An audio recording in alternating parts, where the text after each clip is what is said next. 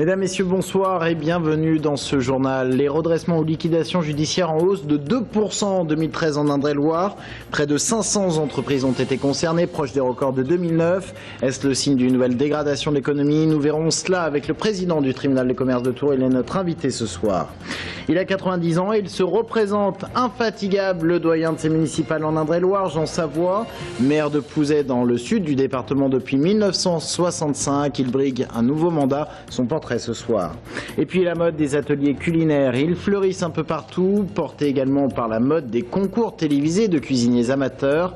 Direction à la fin de ce journal au château d'Artigny où l'on joue les grands chefs. Mais avant de développer ces titres, elles sont appelées à disparaître, nos chères vieilles cabines téléphoniques. Désormais d'un autre temps, avec l'avènement de la téléphonie mobile, écoutez bien ce chiffre, entre 2000 et 2011, leur utilisation a baissé de 90% dans le Val-de-Loire et cette chute d'activité se poursuit à raison de 45% par année. Exemple à Tours, Anaïs Michaud. 230 cabines téléphoniques à Tours au 1er décembre 2013. Un nombre encore important qui risque bien de dégringoler. L'entretien des installations a en effet un coût et leur utilisation ne cesse de baisser. Je ne l'utilise pas, j'ai mon portable. Je peux même pas me rappeler la dernière fois que j'ai eu une carte téléphonique. J'avais commencé même à faire la collection parce qu'il y en avait des tas sur des figures qui étaient quand même intéressantes avec des paysages qui étaient quand même très beaux. Et donc ça restait plus un hobby qu'autre chose. Ça fait plus élément de décoration que de s'en servir. C'est très rare quand même on voit des personnes s'en servir. Il faudrait les faire aussi belles que le tramway d'ailleurs. Mais même avec la généralisation de l'usage du téléphone portable, dans certains quartiers, elle reste très utilisée. Très important pour certaines personnes qui doivent appeler leurs amis ou leurs parents qui sont restés soit au Maghreb ou dans les autres pays limitrophes et qui n'ont pas de téléphone portable. Et bon, la cabine marche bien et on vend régulièrement des cartes téléphoniques. Alors le traditionnel combiné bleu risque-t-il de déserter nos rues, faisant flamber le cours de la collection de cartes téléphoniques? L'avenir seul le dira. Dans l'actualité, les chiffres de l'activité du tribunal de commerce de Tours en 2013. Et le record de 2009 a presque été atteint lorsque l'on parle de procédures collectives. Ce sont les procédures de redressement judiciaire ou les liquidations judiciaires. 499 entreprises les ont subies en 2013. C'est une hausse de 2% par rapport à 2012. Mais le nombre de salariés concernés est en diminution de 20%, 1300 au lieu de 1700 l'année précédente. Donc plutôt des petites entreprises, donc même beaucoup d'entreprises sans salariés ou avec 1 ou 2 salariés. Alors si on regarde les secteurs d'activité, c'est essentiellement, et ça c'est traditionnel, le bâtiment qui est le premier touché, bâtiment et travaux publics, qui représente 27% des procédures collectives de notre tribunal. Après nous avons les services aux personnes et aux entreprises, les hôtels, restaurants et en troisième les commerces. Le tribunal de commerce de Tours qui axe depuis quelques années sa politique sur la prévention. Le tribunal peut accompagner les entreprises avant que la situation des entreprises soit trop fragilisée. Et ces campagnes de prévention payent, plus 73% du nombre de procédures amiables entre 2012 et 2013. Ce sont des entreprises qui ont pu ainsi échapper à par exemple des redressements judiciaires. Emploi et le lancement d'un nouveau dispositif en Indre-et-Loire. À la manœuvre, le Conseil général et la société Cap Initiative. Le principe est simple, une entreprise parraine un demandeur d'emploi pour l'aider à retrouver du travail. Les explications, André Champigny. Hôtellerie, restauration ou encore grande distribution, 21 entreprises du Val d'Amboise et du Castel-Renaudet ont accepté de parrainer 26 demandeurs d'emploi en recherche d'insertion professionnelle. Tous les parrains bénévoles sont des professionnels, entrepreneurs ou cadres d'entreprise et leur rôle est simple. En fait, son rôle, c'est de mettre à disposition sa compétence, son expérience, sa connaissance pour aider à chercher un emploi, à retrouver un emploi non pas au sein de son entreprise, mais à l'extérieur de son entreprise, on appelle ça le parrainage ou le coaching en fait tout simplement. 38 000 € seront nécessaires pour mettre en place ce partenariat, puis 7 500 € chaque année pour assurer le suivi du dispositif. Pour le Conseil général d'Indre-et-Loire, l'emploi reste une priorité. On a un département dynamique sur le plan économique et donc aujourd'hui il faut rapprocher à la fois l'offre et la demande. C'est ce que les chefs d'entreprise ont dit pour la plupart et je crois que c'est une initiative qui peut répondre à ce besoin. En France, 20 000 chercheurs d'emploi sont parrainés chaque année et parmi eux, entre 50 et 75% retrouvent un emploi. Contrôle renforcé sur le réseau fil bleu et en particulier dans le tram. 10% de ses utilisateurs ne sont pas munis d'un titre de transport. La fraude, un fléau pour les réseaux de transport en commun. Ainsi, fil bleu multiplie les opérations de contrôle, notamment lors d'opérations coup de poing. Exemple vendredi dernier, 105 PV dressés en 72 minutes, c'est un peu plus d'une heure. Rappelons que les amendes sur le réseau fil bleu vont de 10 à 87 €. La politique, elle est municipale à présent. Elle est déjà disponible sur le net. L'affiche de campagne à Tours de Jean Germain, le maire sortant, n'a pas encore lancé sa campagne, mais l'affiche est déjà disponible. Et ce slogan, Tours, tout simplement, va-t-il plaire? Nous verrons cela dans les prochaines semaines. À titre de comparaison, le slogan de Serge Babary est Tours ensemble. Les municipales encore et un portrait ce soir que l'on pourrait qualifier quasiment de marronnier, jargon journalistique pour parler de ces sujets qui reviennent régulièrement à la même époque. Ce soir, ce portrait est celui de Jean Savoie, 90 ans, maire sortant de Pouzet dans le sud de l'Indre-et-Loire. Il y est maire depuis 1965 et à chaque élection, la même question se pose, que ce soit à la mairie ou au conseil général. Jean Savoie y retourne-t-il? Eh bien la réponse cette année est encore oui. Sabrina Melout. J'ai des milliers de projets en tête. J'ai au moins 3 ou 4 mandats encore pour pouvoir remplir toutes les idées que j'ai en tête. L'infatigable Jean Savoie. À 90 ans, cela fait plus d'un demi-siècle qu'il règne sur la commune de Pouzet. 900 habitants, 15 conseillers municipaux autour de lui et un attachement viscéral à sa commune qu'il ne veut pas voir progressivement disparaître.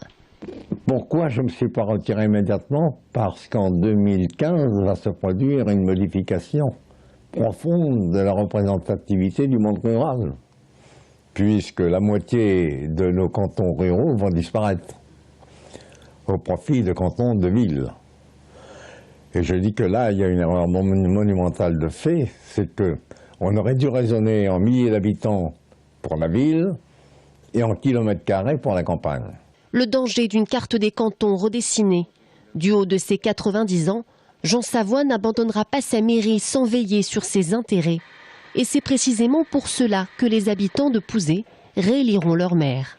J'ai confiance, il nous a prouvé depuis, je crois, 40 ans qu'il a bien géré sa commune. C'est une commune qui attire beaucoup de gens.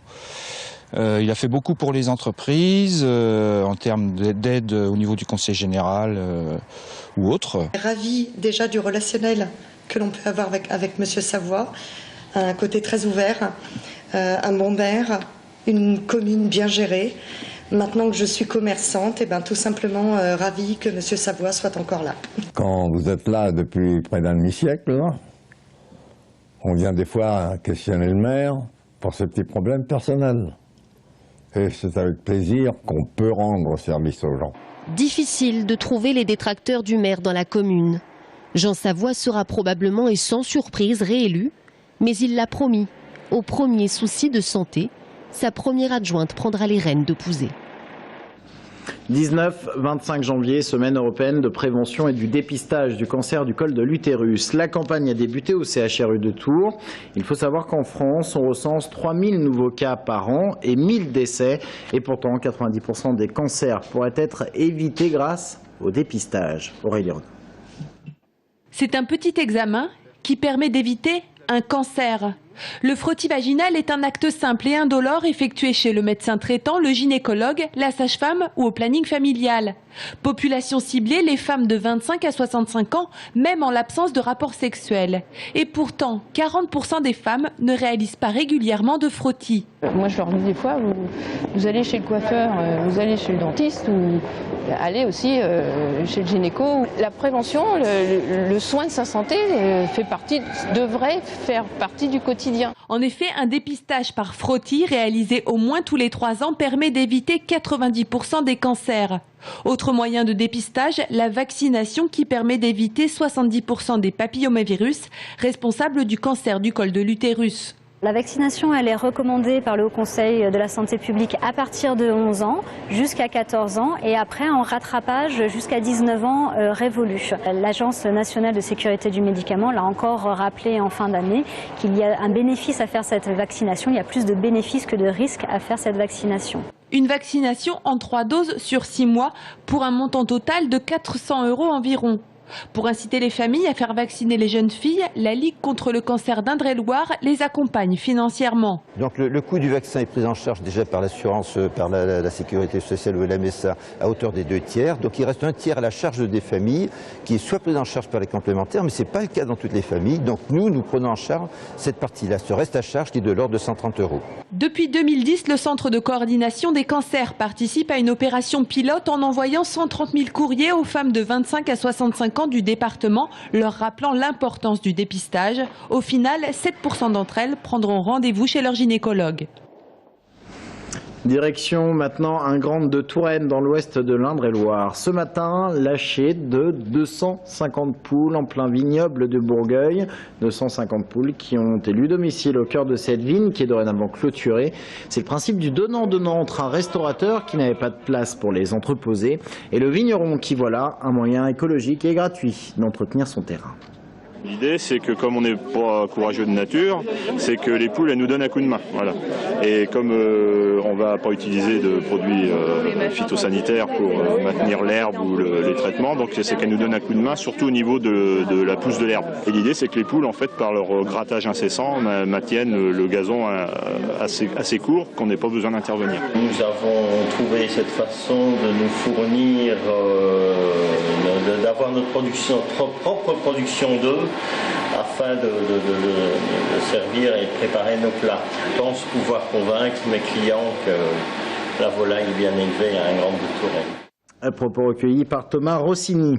Et on termine ce journal avec une mode, les ateliers culinaires. Ils se multiplient. D'ailleurs, les émissions télé de concours d'apprentis restaurateurs, ils sont pour beaucoup. Rien qu'à Tours, on compte au moins une demi-douzaine de ces ateliers. Et au château d'Artigny, on propose même la formule haut de gamme avec le chef cuisinier du château. Sur place pour un atelier de truffes, Romain Delville. Dans son écrin de verdure, le château d'Artigny propose 15 samedis dans l'année des menus à base de Saint-Jacques, de foie gras ou encore de truffes. Sauf que cette fois, les clients sont aussi cuisiniers. La star du jour, c'est la truffe de Chélier, club sandwich à la truffe, embeurré à la truffe, œuf à la truffe, brioche à l'huile de truffe. C'est la truffe locale dans tous ses états. C'est assez varié, même si les ateliers les plus populaires sont toujours effectivement foie gras, coquille Saint-Jacques, homard, langoustine. Mais on essaye de varier un petit peu, d'autant plus qu'on a quand même des habitués, des gens qui viennent depuis de nombreuses années. Donc ce ne sont jamais les mêmes recettes, jamais les mêmes plats, donc on essaye de changer un petit peu. Orchestré par Richard Proutot, le chef de la maison derrière son piano, les 8 convives cuisiniers bombardent de photos chaque étape de la préparation du menu, histoire de reproduire à la maison les gestes appris. Car au-delà du repas préparé, les clients veulent s'imprégner de l'esprit des lieux. C'est ce qui plaît justement aux personnes qui viennent participer aux ateliers culinaires, c'est d'être un petit peu voilà, dans les coulisses, d'être dans cette cuisine. C'est la deuxième cuisine du château ici, puisqu'on a 2 cuisines. Et puis de pouvoir avoir un échange direct avec le chef. Moi, je prends beaucoup de plaisir aussi régulièrement à participer à ces ateliers. Donc c'est un moment privilégié avec nos clients. Cela fait 8 ans que le château d'Artigny propose des ateliers culinaires initiés par le précédent chef cuisinier. 75 €, c'est le prix en moyenne pour éplucher des patates aux côtés du chef d'un lieu de prestige. Restez avec nous, dans un instant, nous recevons le président du tribunal de commerce de Tours.